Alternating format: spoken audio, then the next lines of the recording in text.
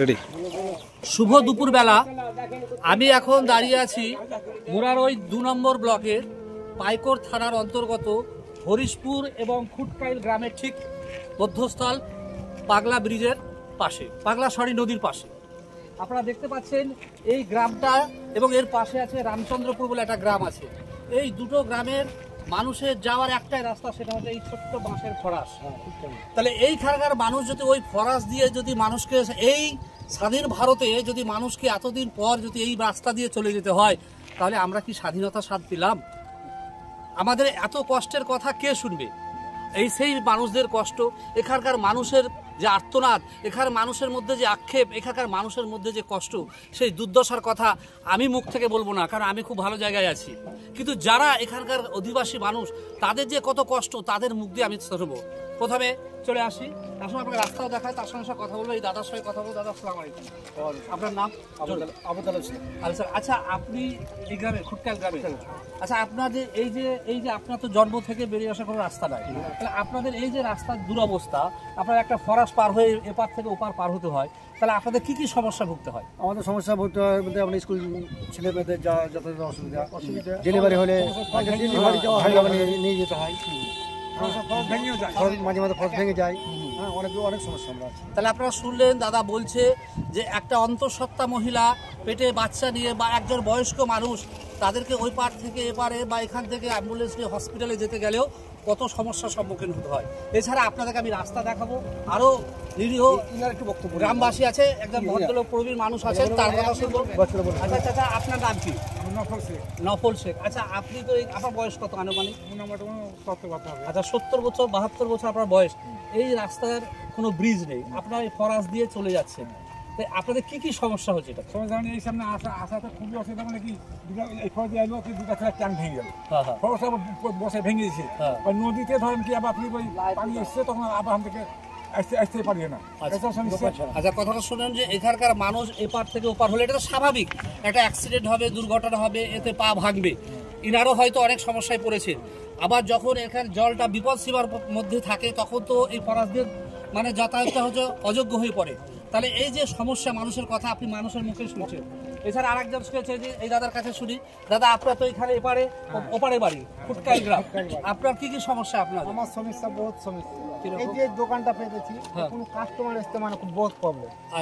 ব্যাপার হচ্ছে এই যে ফরেস্টটা করেছে, কখন হয়তো বাচ্চা ছেলে পা ঢুকে ভেঙে গেছে, কখন হয়তো সাইকেল নিয়ে নিতে সাইকেলটা পড়ে যাচ্ছে, উল্টে পড়ে যাচ্ছে, বাচ্চারা স্কুল যেতে পারে না। যখন নদীর পানিটা শুকাইছে, এই গড়েনাতে উঠতে 3 জন মানে অ্যাক্সিডেন্ট হয়ে যাচ্ছে, পা ভেঙে যাচ্ছে, সে 3 জন এখনো মানে বিছানায় পড়ে আছে। তাহলে আপনারা শুনতে পাচ্ছেন এনাদের সত্যি কষ্ট। উনি এখানে দোকান করেছেন নিজের রুটির জন্য, কারণ হচ্ছে নিজের পরিবারকে বাঁচার জন্য, কিন্তু উনি কাস্টমার পাচ্ছেন না। শুধু এই যোগাযোগ মাধ্যমটা খারাপ হওয়ার জন্য একটা মানুষের রুজি রোজগারেও কিন্তু একটা বাধার সৃষ্টি হচ্ছে। আচ্ছা, বলছি আপনারা কি এই এখানে ব্রিজ করার জন্য কোনো দাবি জানিয়েছিলেন? অনেকবার জানিয়েছি, অনেকবার লিখিতভাবে বোলপুর প্রশাসনিক বৈঠকে লিখিতভাবে মুখ্যমন্ত্রীকে দেওয়া হয়েছে। এমনি এমএলএ বা বিডিও সাহেব, এমএলএ কে অনেকবার দেওয়া হয়েছে লিখিত, বিডিওকে লিখিতভাবে জানানো হয়েছে। তাহলে এখানে একটা লক্ষ্য করুন, দাদার কথা অনুযায়ী এখানে বাম আমলে যখন এখানে কংগ্রেসের মানে পশ্চিমবঙ্গে যখন কংগ্রেসের সরকার ছিল, তখন এখানে ডক্টর মোতাহার হোসেনের জায়গা, উনি এখানকার এমএলএ ছিলেন। এরপর যখন আমরা সিপিএম এর আমলে ডক্টর কামরু এলাহি এখানকার এমএলএ ছিলেন, এবং এখানে তৃণমূলের আমলে এখানে ডক্টর নুরে আলম চৌধুরী, উনিও মানে মমতা ব্যানার্জি সরকারের একজন ক্যাবিনেট মন্ত্রী ছিলেন, এখানকার বিধায়ক। কিন্তু এখানকার মানুষের এখনো সে স্বপ্ন পূরণ হয়নি। তবে উনি একটা কথা বললেন, খুব ভালো লাগলো, যে গতবারের যিনি এমএলএ ছিলেন আমাদের আব্দুর রহমান সাহেব, ওনার উদ্যোগে হয়তো একটু ফরাসটা হয়েছিল, এটা কথা বললেন। হ্যাঁ, বোল্ডার সেটিংটা হয়েছিল নদীর ভাঙন রোখার জন্য, মানুষের একটা নিরাপত্তা প্রদানের জন্য, যে আমাদের আব্দুর রহমান সাহেব যেটুকু কাজ করেছেন, এরা কিন্তু সেটা স্বীকার করছেন। ওনারা যেমন অন্যায়কে অন্যায় বলছেন, আবার ভালো যিনি কাজ করেছে ভালো কাজ করছেন। আর আপনারা চলুন, আপনাদের সামনে দেখাবো বাকি সমস্যার কথা। আমি এই দেখুন, আমরা দাঁড়িয়ে আছি যে কাঠের ব্রিজটা, এটা অস্থায়ী ব্রিজ, কবে ভাঙবে ঠিক নেই। তো আমি একবার এখানে এসেছিলাম, আমি এখানে শুনেছিলাম যে এখানে নাকি অনেক মেয়ের বিয়ে, ছেলের বিয়ে ঠিকভাবে ভেঙে গেছিল এই রাস্তার জন্য। এটা কি কতটা সত্য? পাগলা নদীর জন্য এই নদীর গ্রামে অনেক মেয়ের রাস্তাঘাট নেই, রাস্তাঘাটের জন্য বিয়ে হয়। তাহলে আপনারা লক্ষ্য করলেন তো মানুষের সামাজিক জায়গা যেখানে মেয়ের বিয়ে সেই জায়গাটা আলাদা। এখানকার যে মানুষের প্রধান দাবি যে একটা সেতু তৈরি হয়, একটা পার্মানেন্ট সেতু হলে এখানকার অনেক মানুষের সুবিধা হবে। একটা মেয়ে যদি অসুস্থ হয়ে যায় হঠাৎ, কোনো অ্যাম্বুলেন্স আসতে পারবে না। একটা মেয়ে যদি অন্তঃসত্ত্বা হয় তাহলে সে তাকে ধরে নিয়ে আসতে হবে, কত বিপজ্জনক অবস্থা। তাও সে কাঠের ব্রিজের উপর দিয়ে যদি পা ভেঙে যেতে পারে। একটু ভালো করে এটা দেখাও, দৃশ্য দেখাও কিভাবে আপনারা বুঝতে পারছেন যে এখানে বাচ্চা ছেলেরা বা বয়স্ক মানুষ একটু ইমব্যালেন্স হলে কিন্তু নিচে পড়বে, আর নিচে পড়লে কিন্তু একটা বড় বিপদ। এটা একটা কিন্তু একটা মারাত্মক ব্যাপার। হয়তো এটা টেম্পোরারি সলিউশন মধ্যে কোনো রকম মানে আপনাদের নিরাপত্তা কিছু নেই। আমরা আমাদের ভিডিওর মাধ্যমে আমরা অনুরোধ করছি প্রশাসনকে যে এই যে নিরীহ মানুষ, এই নিরীহ মানুষগুলোর চোখের জল তার মূল্য আপনারা অবশ্যই দিন। এরা অনেক দিন থেকে দীর্ঘদিন ধরে কষ্ট করে আসছে, কিন্তু আর কষ্ট প্লিজ এবার আপনারা দেখুন, এটা একটা পার্মানেন্ট সলিউশন হওয়া খুব দরকার। আমরা একটু কাঠের ব্রিজটা হেঁটে একটু পার হবো, আমরা আরো দেখাচ্ছি।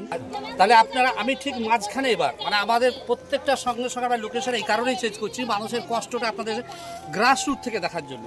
তাহলে এই যে মানুষের এত কষ্ট, এত ব্যথা, এত বেদনা মানুষের মধ্যে, এই আজকে প্রায় ৭৯ বছর আমাদের দেশ স্বাধীন হয়েছে, কিন্তু ইনারা এই রাস্তার জন্য সেই স্বাধীনতার স্বাদ কিন্তু গ্রহণ করতে পারেননি। আপনারা এখানকার মানুষের মুখের কথা শুনলেন। এই যে দেখুন, বলতে বলতে এই যে ইনি একটা মাথায় করে এত ভারী জিনিস নিয়ে যাচ্ছেন, এটা কত কষ্টকর। কি কষ্ট করে পার হচ্ছে দাদা মোটরসাইকেল নিয়ে, মানে জীবনকে হাতে নিয়ে ইনাদেরকে প্রতিনিয়ত প্রত্যেক দিন এই যে অস্থায়ী একটা ব্রিজ তার উপর দিয়ে পার হতে হয়। তাহলে আজকে আমরা এত উন্নত দুনিয়ায় বাস করছি, কিন্তু ইনাদেরকে আমরা কেন পিছিয়ে রাখবো? আমার করজোড়ে অনুরোধ করছি আমরা প্রশাসনকে যে আপনারা ইনাদের ব্যাপারটা একটু ভাবুন, দেখুন এনাদের একটা পার্মানেন্ট সলিউশন আপনারা করুন, যাতে এই মানুষগুলোর মুখে হাসি ফোটে। আমরা সবাই যেন সবার জন্য ভাবতে পারি, শুধু নিজের জন্য ভাবলে হবে না, প্রত্যেকের তরে। আমরা এইখানে ভিডিওটা এই জায়গাটায় শেষ করব। মানুষের দুঃখের কষ্টের কথাটা তো আপনারা শুনলেন। আমরা কি পারি না এই নিরীহ মানুষদের মুখ দেখে তাদের পাশে দাঁড়াতে? সরকারের কাছে তো প্রচুর ফান্ড আছে, হয়তো সরকারের কাছে সেভাবে ঠিকঠাক খবরটা যায় না। যিনারা এই দায়িত্বে আছেন তিনাদের কাছে এই মুখগুলো দেখে আপনারা অবশ্যই মানবিক হন এবং মানুষকে স্বাধীনতার স্বাদ গ্রহণ করান। তাহলে দেশ ভালো থাকবে, সমাজ ভালো থাকবে। আমাদের প্রতিবেদন এই পর্যন্ত।